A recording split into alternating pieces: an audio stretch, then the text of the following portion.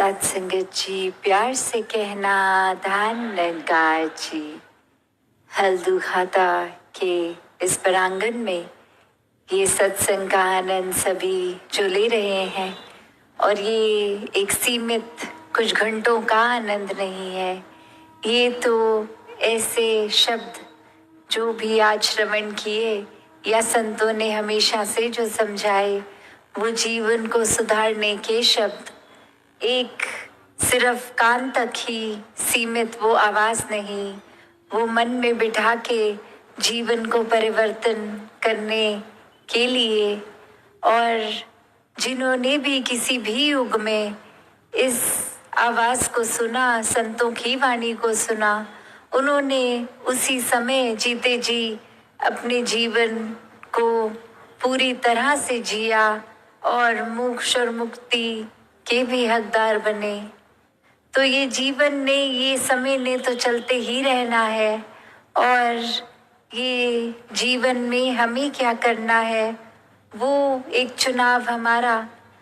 किस तरह अगर हम संसार में किसी से पूछेंगे कि एक सफल जीवन की परिभाषा आपके हिसाब से क्या है, तो कोई ये कह देगा कि कोई पढ़ाई लिखाई करके उपलब्धि, कोई कह देगा कि कोई ऊंचे पद पे रहना, कोई धन दौलत को एक सफलता जीवन की उससे जोड़ेगा। तो ऐसे अनेक परिभाषाएं इस संसार में इंसान दे देता है कि एक जीवन सफल उसका है जिसके पास ये चीज हासिल है।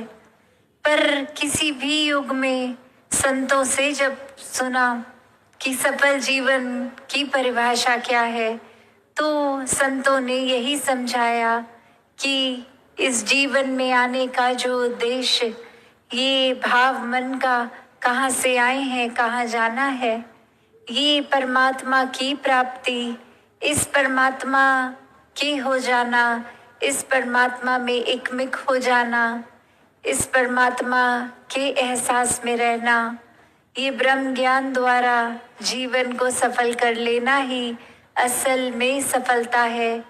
चाहे इस परमात्मा ने रहने के लिए जो व्यवस्था करी है, चाहे वो महल रूप, चाहे झोपड़ी रूप, चाहे किसी तरह का भी कल्चर एक रहना, किसी तरह का भी खाना पीना, तो ये सब मुबारक है। जीते जी जिम्मेवारियां भी निभाना मुबारक है। एक भक्ति करनी है तो जिम्मेवारियों को सांसारिक रूप, सामाजिक रूप, ये सेवा भाव तभी आएगा सबके प्रति जब अपनत्व का भाव होगा। तो ऐसे तो जीना है एक अपने कर्तव्यों को पूरे करते करते, वरना तो एक दौड़ भाग ही लगी रहती है। आज कुछ ये चाहिए, कल कुछ और चाहिए, आज ये जो मिल गया, कल फिर प्रार्थना कि इसको बदल दिया जाए। इस तरह नहीं हो जीवन। एक उपलब्धि है तो इतने सालों से उसी उपलब्धि पे है, कोई प्रमोशन नहीं हो रहा।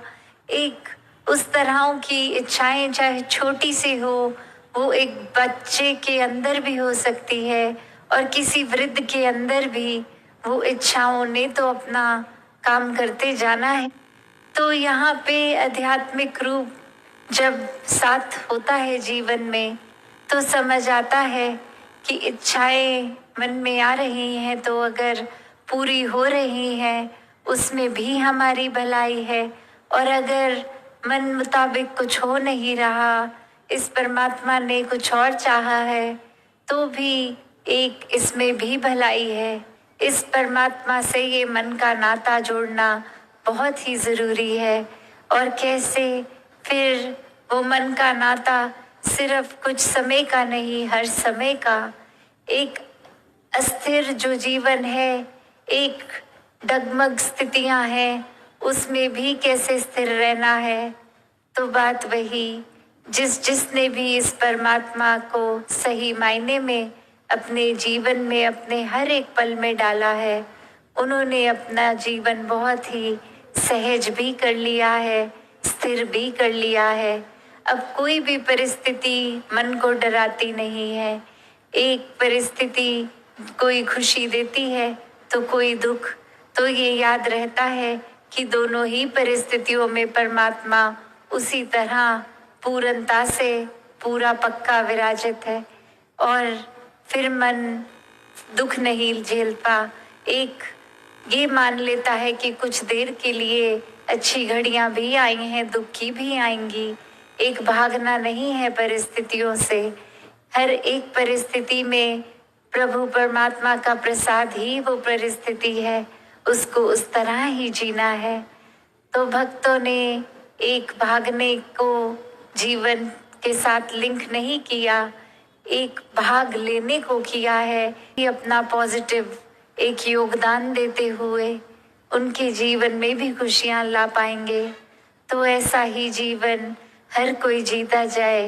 ये भक्ति हर कोई एक असल में जो भक्ति का भाव है वो गुण है, उसको अपना कर करे।